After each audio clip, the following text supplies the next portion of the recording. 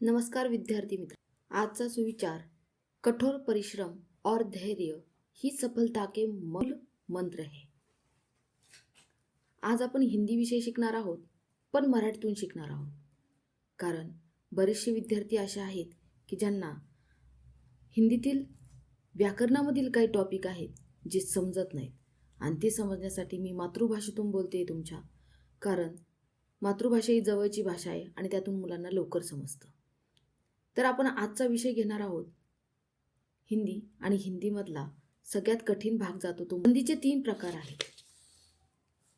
संधीचे तीन प्रकार आहेत, एक स्वर संधी, दुसरी व्यंजन संधी, तिसरी विसर्ग। बोर्डाच्या पेपरमध्ये हिंदीच्या व्याकरणामधील हा एक छोटासा भाग आहे, 2 मार्काला येतो। पण तो 2 मार्काला येणारा भाग मुलांना बराचसा कठीण जातो, त्याचं उत्तर लवकर येत नाही। तर आज आपल्याला संधीच्या डेफिनेशन्स शिकायच्या नाहीत, व्याख्या शिकायच्या नाहीत, तर डायरेक्ट जो प्रश्न येतो, जो बोर्डाला प्रिय आहे, तो बोर्ड परत परत ती रिपीट शब्द करतो, असे शब्दाविषयी आपण आज तुम्हाला सांगणार आहोत। आणि ते शब्द तुम्हाला पाठ करायचे एकदम, की जेणेकरून तुमचा प्रश्न चुकणार नाही आणि तुमचे मार्क वायाला जाणार नाही। विसर्ग संधी, विसर्ग म्हणजे हे 2 डॉट, 2 डॉट म्हणजेच विसर्ग। ह्या 2 डॉटांना काय म्हणायचं? विसर्ग म्हणायचं। तर याचे क्ल्यू पाहूया। तुटलेला श, तुटलेला स, तुटलेला श, रफार। आणि दुसरा एक नियम आहे, शब्द के दुसरे अक्षर को एक काना एक मात्रा आए तो विसर्ग संधी। आता आपण उदाहरणं पाहूया, आणि हेच उदाहरणं पाठ करायचे आहेत मुलांना तुम्हाला। नमस्कार। आता तुम्ही म्हणाल की याच्यामध्ये कुठे तुटलेला स आहे? स तुटलेला इथे दिसतोय। हा जो तुटलेला स आहे तो निघून जातो, त्याच्याऐवजी हे 2 डॉट म्हणजे विसर्ग येतो। असं तुम्हाला प्रत्येक शब्दामध्ये करायचं, जिथं जोडलेला स, श, श आणि रफार असेल त्या ठिकाणी तुम्हाला ह्या गोष्टी करायच्या आहेत। नमस्कार हा शब्द आलाय पहा, इथे मी डेफिनेशन सांगत नाहीये तुम्हाला, मी डायरेक्ट क्ल्यू सांगते तुम्हाला की कशी ओळखायची विसर्ग संधी। आणि हे सांगते तुम्हाला की स्वर संधीपेक्षाही व्यंजन संधी आणि विसर्ग संधीवरती प्रश्न जादा पडतात। नमस्कार, नम आणि स निघून गेला, त्याच्याऐवजी काय आलं रे मुलांनी? तो विसर्ग आला। काय आला? विसर्ग। नमः प्लस कार, स निघून गेला, त्याच्याऐवजी विसर्ग आला, प्लस आला, आणि राहिलेला जो शब्द आहे तो कार, जसाची तसा लिहून काढायचा। पुढे आहे नमस्ते। नमस्ते हा शब्द आहे की नाही, याच्यामध्ये स तुटलेला इथं आलाय पहा। मग हा स निघून गेला, खाली शिल्लक काय राहिला रे? विसर्ग राहिला। नमः प्लस ते, प्लस चिन्हाच्या अगोदर विसर्ग द्यायला विसरू नका। आणि विसर्ग का देतोय आपण? कारण इथं तुटलेला स आलेला आहे। पुढे आहे निश्चय। निश्चयमध्ये काय आलंय रे? श आलाय। हा तुटलेला श मी इथं सांगितलेलं आहे अगोदर की श तुटलेला आला की तो निघून जातो, त्याच्याऐवजी काय येतं? विसर्ग येतो। विसर्ग आला, नि विसर्ग प्लस चय, पुढे राहिलेला जो शब्द आहे तो जसा तसा इथे घ्यायचा। त्यानंतर मी एक रफारचं उदाहरण घेते पहा, दुर्जन।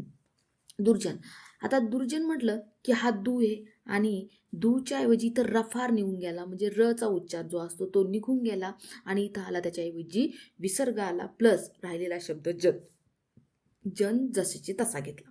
त्यानंतर दुर्बल, दू घेतलाय, ब वरती रफार आहे, रफारऐवजी इथं काय आलं? विसर्ग आला, प्लस बल। निसंदेह म्हणजे काय? इथं तुटलेला स होता, तो निघून गेला, त्याच्याऐवजी विसर्ग आला, निह प्लस संदेह। मनोरथ, आता मी इथं सांगितलं होतं पहा, शब्द के दूसरे अक्षर को एक काना एक मात्रा आए तो विसर्ग आता है। वैसे ही शब्द के दूसरे अक्षर को, दूसरा अक्षर कौन सा है? न ला एक काना एक मात्रा आहे, म्हणजे एक काना एक मात्रा निघून गेला। मन विसर्ग प्लस रथ, काय आलं? मन विसर्ग प्लस रथ। इथं तपोबल आहे, तपोबलचं पण तसंच झालेलं आहे पहा, एक काना एक मात्रा पला आला होता, तप झाला, ते एक काना एक मात्रा निघून गेल्यानंतर इथं विसर्ग आला, प्लस बल। निष्कामचंही तसंच आहे। निष्काम कसं आहे पहा, श आलेला होता तुटलेला, मग काय झालं? नि इथं राहिला, शच्या ऐवजी विसर्ग आला, प्लस काम। निर्गुणचंही तसंच आहे, रफार आला, नि विसर्ग प्लस गुण। समजली का तुम्हाला विसर्ग संधी? माझ्या मते तुम्हाला समजली असावी।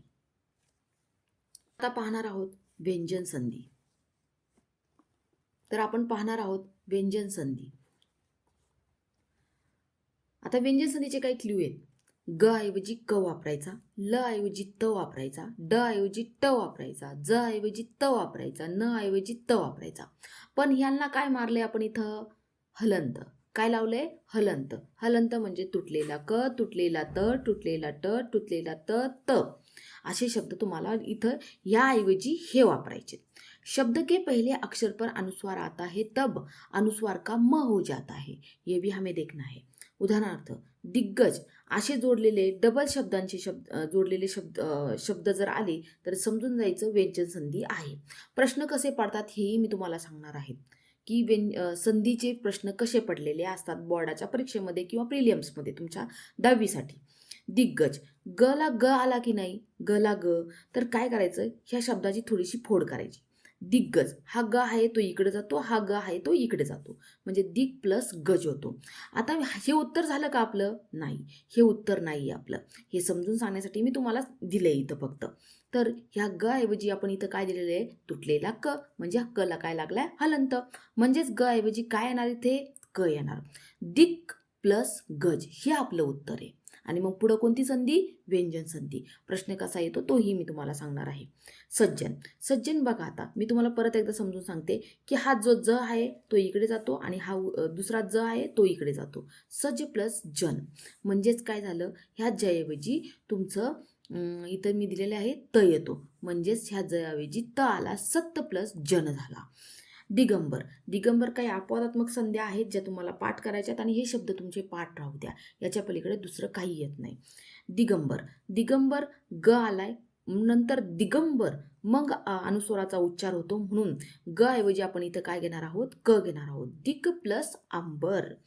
वागीश, वा गी श, ग ऐवजी आपण इथं काय घेतलंय? क घेतलाय, मग काय झालं? गचं क झालं. वाघ प्लस ईश. षडानन, षडानन, डच्या ऐवजी काय घेतलंय आपण इथं? ट घेतलाय, म्हणून काय झालं? षट प्लस आनंद. काय झालं? षट प्लस आनंद. समोर पुढचं जे आहे ना शब्द जसं तसा उचलायचा आणि इथं ठेवायचा, पण ज्याच्याविषयी बदली करायचं ते इथून बदली करायचं. जगन्नाथ, जगन्नाथचं पण तसंच आहे की हा न इकडे जातो आणि हा न इकडे येतो, म्हणजेच काय झालं? जगन प्लस नाथ. पण त्याचं उत्तर कसं येतं? कारण ह्या न ऐवजी काय वापरलं आपण? न ऐवजी काय वापरलंय? त वापरलाय. जगत प्लस नाथ, जगत प्लस नाथ. आता दुसरा शब्द आहे पहा, उन्नती. हा न इकडे गेला, हा न इकडे गेला, उन प्लस नती, म्हणजेच न ऐवजी काय आला? त. उत प्लस नती. उन्मूलन, उन्मूलन, इथंही तोच शब्द आहे पहा, ऊन प्लस मूलन, म्हणजेच न ऐवजी काय येणार? त. उत प्लस मूलन. संकल्प, आता शब्द आलाय, मी काय सांगितलंय? शब्द के पहले अक्षर पर अनुस्वार आता है तब अनुस्वार का क्या हो जाता है? म हो जाता है. संकल्प, सम प्लस कल्प, पहिल्या अक्षरावरती अनुस्वार आलाय ना, मग तो अनुस्वाराचा काय झाला? म. सम प्लस कल्प. पुढचं जे आहे ना शब्द जसं तसा लिहून काढायचा. नंतर आहे संगम, सच्या पहिल्या स वरती अनुस्वार आलाय म्हणून सम प्लस गम. स वरती अनुस्वार आलाय तर संयोग शब्द आहे म्हणून त्याचा काय झाला? सम प्लस योग. आता पुढचा शब्द आहे संतोष. सम प्लस अनुस्वार इथं आहे स वरती, मग सम प्लस तोष झाला. इथे संसदचंही तसंच आहे, संसद स वरती अनुस्वार आहे म्हणून सम प्लस सद. असे हे आपले नियम आहेत व्यंजनाचे, व्यंजन संधीचे, आणि ते तुम्हाला समजलेले असावेत. स्वर संधि, स्वर संधिचा अर्थ काय है कि जब दो स्वर आते हैं उनके मेल से कोई विकार उत्पन्न हो जाता है उसे हम क्या कहेंगे? स्वर संधि कहेंगे. मतानुसार, मत प्लस अनुसार, इसका विच्छेद करना बहुत जरूरी है. मतानुसार आपको आना भी जरूरी है. मत प्लस अनुसार. देवर्षि, देव प्लस ऋषि, देखो यहाँ पे प्लस चिन्हाच्या पलीकडे काय आलाय? अ आलाय. जेव्हा प्लस चिन्हाच्या पलीकडे अ येतो किंवा स्वर येतात तेव्हा ती स्वर संधी असती, हे विसरू नका. पण अपवादात्मक काही संध्या अशा आहेत, असे 2 शब्द आहेत की जे कशामध्ये येतात? व्यंजन संधीमध्ये येतात. जसं सदाचार, सत प्लस आचार, ही एक संधी आहे अपवादात्मक जी तुम्हाला पाठ करायची आहे. ती संधी IMP आहे. त्यानंतर देवर्षी, देव प्लस ऋषी, महर्षी आलं तरी तेच होणार आहे. देवर्षी बरोबर देव प्लस ऋषी झाले. ऋषी हा काय झाला, स्वर झाला. देवालय, देव प्लस आलय, काय झालं, देव प्लस आलय. सदैव, सदैव हा शब्द व्हेरी व्हेरी IMP, हा पाठच करा मुलांनो. सदैव, सदैव म्हणजे सदा प्लस ऐव, सदा प्लस ऐव म्हणजे काय रे मुलांनो, की ही झाली स्वर संधी, कारण इथं काय आलाय, ए आलाय.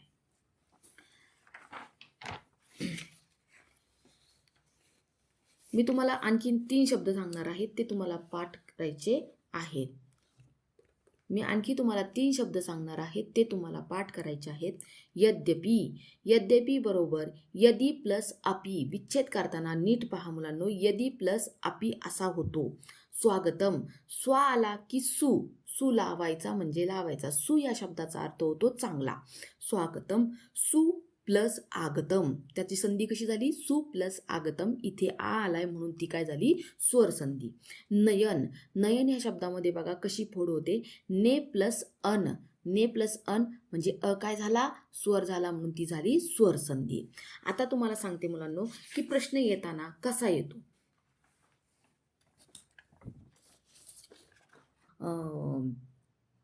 आपके परीक्षा में आते हैं और इसी तरह से आपको सॉल्व करने ही होते हैं. जो मैंने आपको क्लू दिए हैं उसी के हिसाब से आप ये संधि के प्रश्न हल कर सकते हैं.